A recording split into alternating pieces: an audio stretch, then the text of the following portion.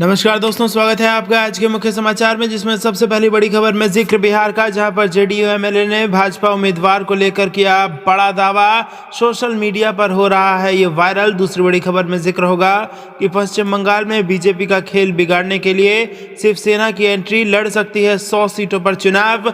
तीसरी बड़ी खबर में आपको बताएंगे कि सेंट्रल विस्टा को लेकर कांग्रेस का तंज, तानाशाह पीएम मोदी इतिहास में अपना नाम दर्ज करना चाहते हैं। दोस्तों, हर एक खबर की गहराई में आपको ले जाएंगे, लेकिन उससे पहले अगर आप भी देश के किसानों के साथ खड़े हैं तो आप अभी इस वीडियो को लाइक कीजिए और इस लाल बटन को दबा के इस चैनल को फ्री में सब्सक्राइब करके घंटी बजाकर कमेंट में लिखिए जय हिंद। दोस्तों, रुक करते हैं तमाम बड़ी खबरों की तरफ। जेडीयू एमएलए ने बीजेपी उम्मीदवार को लेकर किया ये बड़ा दावा। सोशल मीडिया पर वीडियो हो रहा वायरल। जी हां दोस्तों, बिहार के भागलपुर जिले की गोपालपुर सीट से तीसरी बार विधायक चुने गए नरेंद्र कुमार नीरज उर्फ गोपाल मंडल का एक वीडियो क्लिप मंगलवार को सोशल मीडिया पर वायरल हो गया। वायरल वीडियो में जेडीयू विधायक ने दावा किया है कि उन्होंने अपने निर्वाचन क्षेत्र से लगे विधानसभा सीट पर बीजेपी के अहंकारी उम्मीदवार के पक्ष में प्रचार करने से मना कर बिहार विधानसभा चुनाव 2020 में उनकी हार सुनिश्चित की। वीडियो में मंडल जिला बीजेपी प्रमुख रोहित पांडे के खिलाफ टिप्पणी करते सुने जा सकते हैं। गौरतलब है कि रोहित पांडे भागलपुर सीट से चुनाव में कांग्रेस के अजीत शर्मा से हार गए थे।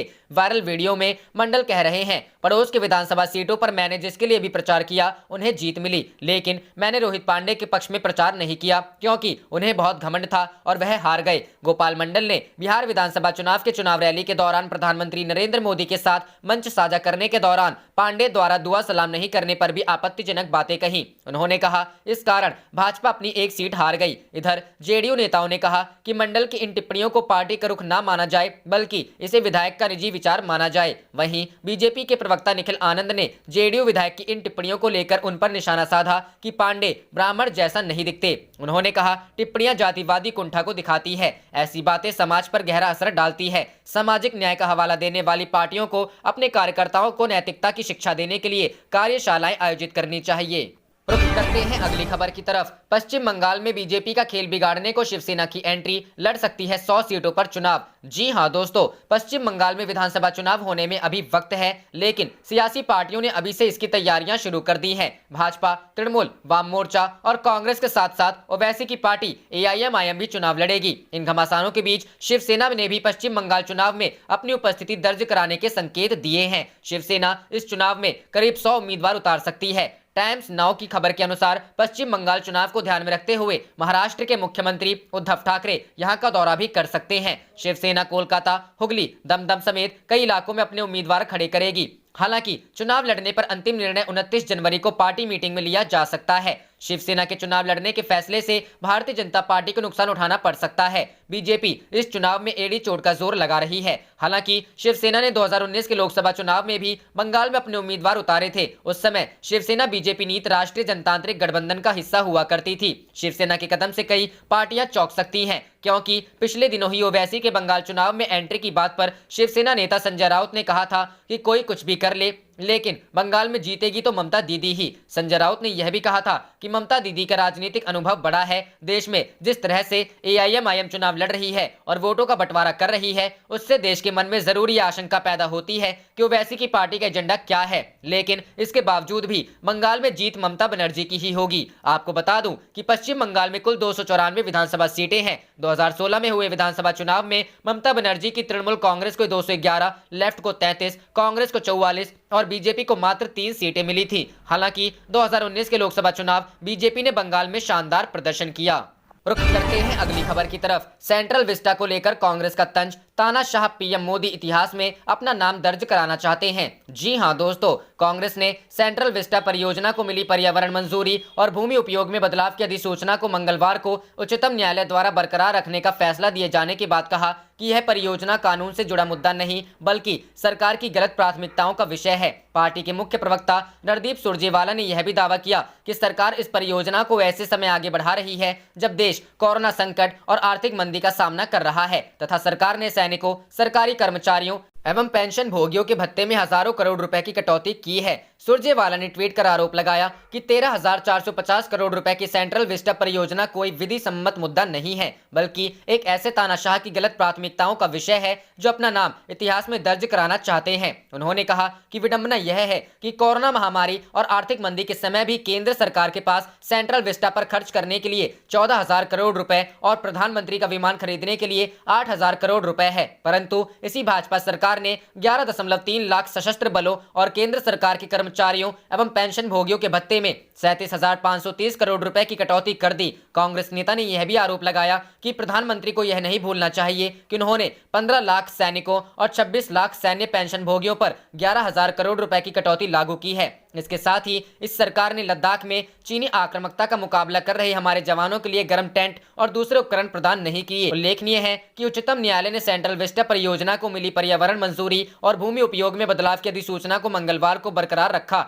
और राष्ट्रपति भवन से लेकर इंडिया गेट तक 3 किलोमीटर के क्षेत्र में फैली इस महत्वाकांक्षी परियोजना का रास्ता साफ कर दिया। सेंट्रल विस्टा परियोजना की घोषणा सितंबर 2019 में की गई थी। इसके तहत त्रिकोण के आकार वाले नए संसद भवन का निर्माण किया जाएगा, जिसमें 900 से 1200 सांसदों के बैठने की व्यवस्था होगी। इसका निर्माण अगस्त 2022 तक पूरा होना है। उसी वर्ष भारत 75वां स्वतंत्रता दिवस मनाएगा। रुख करते हैं अगली खबर की तरफ। दही चूड़ा खाकर पाला बदलने वाले हैं विधायक नीतीश और तेजस्वी में से किसकी नींद है गायब? जी हां दोस्तों, खरवास खत्म होने के बाद बिहार की राजनीति में क्या सचमुच से बड़ा खेल होने वाला है? क्या मकर संक्रांति के बाद बिहार की राजनीति में वाकई कोई उथल पुथल मचने वाली है? तमाम राजनीतिक दलों की तरफ से विधायकों की छूट का दावा किया जा रहा है। पहले आरजेडी ने जेडीयू के 28 विधायकों के संपर्क में होने का दावा किया, तो अब जेडीयू ने भी आरजेडी के 3 दर्जन विधायकों के पाला बदलने की डेडलाइन तय कर दी है। जेडीयू के मुख्य प्रवक्ता संजय सिंह ने कहा है कि दही चूड़ा खाने के बाद आरजेडी के 3 दर्जन विधायक पाला बदल लेंगे। आरजेडी के 3 दर्जन विधायक जेडीयू के संपर्क में हैं और मकर संक्रांति के बाद उनका पाला बदलने जा रहा है। संजय सिंह ने कहा है कि आरजेडी के जो नेता जेडीयू को तोड़ने का सपना देख रहे हैं, उन्हें जमीनी हकीकत का अंदाजा नहीं है। रुख करते हैं अगली खबर की तरफ। बीजेपी के सांसद बोले, वैक्सीन के उत्साह में ना भूले, चीन लद्दाख में कर रहा कब्जा, अर्थव्यवस्था हो गई चौपट। जी हां दोस्तों, भारतीय जनता पार्टी के सांसद सुब्रमण्यम स्वामी ने कहा है कि सरकार कोरोना वैक्सीन के उत्साह में यह ना भूले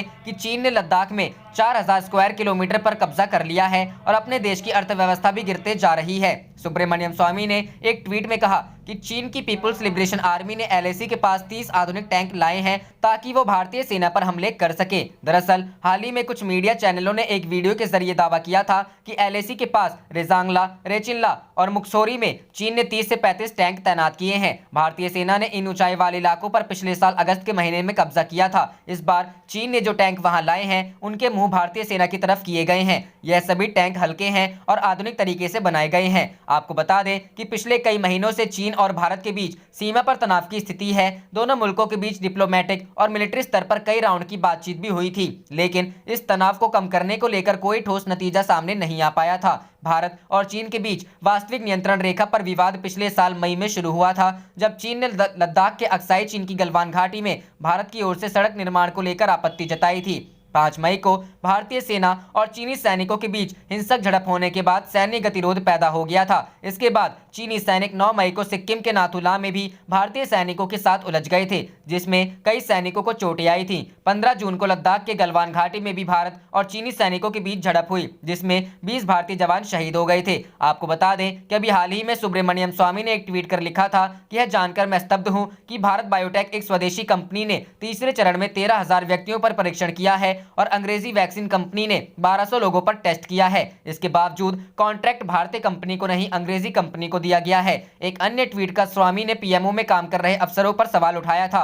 उन्होंने लिखा था कि मुझे हमेशा से पता था कि अगर सही तथ्यों को पीएम को ध्यान में लाया जाता तो वह देशभक्त के रूप में काम करते हैं, लेकिन जब विशेष रूप से पीएमओ, एनएसए और विदेश मंत्री में उनके आसपास सही लोग नहीं हैं। पीएमओ में कई भ्रष्ट व्यक्ति हैं। पीएम को पहले पीएसए को हटा देना चाहिए। रुक करते हैं अगली खबर की तरफ। किसान आंदोलन, ट्रैक्टर में सवार महिलाएं कर रही दिल्ली कूच, 26 जनवरी को परेड की चेतावनी। जी हां दोस्तों, किसान आंदोलन को 40 दिन पूरे हो चुके हैं। वहीं सोमवार को सरकार के साथ हुई 8वें दौर की वार्ता भी बेनतीजा रही। अब किसान विरोध प्रदर्शन तेज करने की योजना बना रहे हैं। किसानों ने गणतंत्र दिवस के अवसर पर राजधानी दिल्ली में एक ट्रैक्टर परेड की चेतावनी दी है। अगर नए कृषि कानूनों के खिलाफ उनकी मांग पूरी नहीं होती है तो उनके साथ हरियाणा के गाँव की भी महिलाएं शामिल होंगी। सोमवार को जिंद पटियाला नेशनल हाईवे पर खट्टर टोल प्लाजा में जिंद जिले के लोगों के लिए आयोजित एक सत्र के साथ राज्य भर में कई स्थानों पर महिलाएं ट्रैक्टर चलाने का प्रशिक्षण प्राप्त कर रही है। किसान आंदोलन में अब महिलाएं भी बढ़ चढ़कर हिस्सा ले रही हैं। अब 26 जनवरी को राजधानी में महिलाएं ट्रैक्टरों की सवारी करते नजर आएंगी। पितृसत्तात्मक माने जाने वाले हरियाणा राज्य के लिए ये एक नया और चौंकाने वाला बदलाव है। इसके साथ ही सरकार को यह संदेश भी है कि किसानों के पीछे उनका परिवार भी खड़ा है। वहीं सिंघ बॉर्डर पर सोमवार को कड़ाके की ठंड और बारिश के बीच अचानक उस वक्त गर्माहट पैदा हो गई जब किसानों और सरकार के बीच चल रही बैठक के कुछ वीडियो क्लिप सोशल मीडिया पर शेयर होने लगे। विज्ञान भवन के अंदर से सोशल मीडिया पर शेयर हो रही इन वीडियो क्लिप ने आंदोलनरत किसानों में गुस्सा भर दिया और किसान गुस्से में अचानक पूरे जोश के साथ नारेबाजी करने लगे। बैठकों का दौर शुरू हो गया और आगे की रणनीति पर सुगबुगाहट तेज होने लगी। विज्ञान भवन के अंदर से बैठक में शामिल किसानों ने लंच टाइम में अपने वीडियो क्लिप बनाकर बाहर भेजने शुरू कर दिए, जिसमें किसानों ने कहा कि सरकार किसी भी तरह से हमारी तीनों बिल रद्द करने वाली बात को नहीं मान रही है। सरकार बात तो करना चाहती है लेकिन अपनी शर्तों पर ही बात करना चाहती है। किसान बिल रद्द करने वाली उनकी शर्त पर सरकार के नुमाइंदों ने साफ इनकार कर दिया है। विज्ञान भवन का यह वीडियो जैसे ही सिंघू बॉर्डर पर किसानों के बीच मोबाइल के जरिए पहुंचा, किसानों में गुस्सा दिखाई देने लगा। जाने से पहले आप इस वीडियो को लाइक कीजिए और इस लाल बटन को दबा के इस चैनल को फ्री में सब्सक्राइब करके घंटी बजा लीजिए। आप देख रहे थे आपका अपना चैनल धड़ाधड़ न्यूज। जय हिंद, जय भारत।